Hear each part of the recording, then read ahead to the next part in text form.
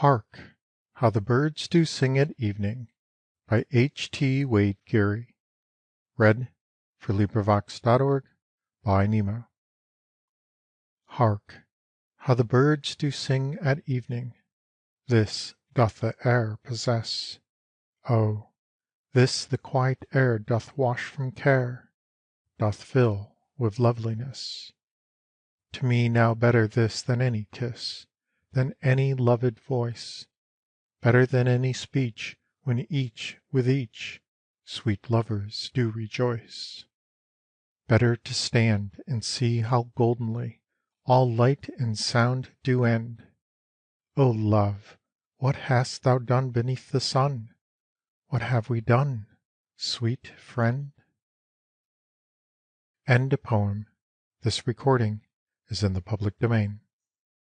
End of Oxford Poetry, 1915. Edited by GDHC and TWE.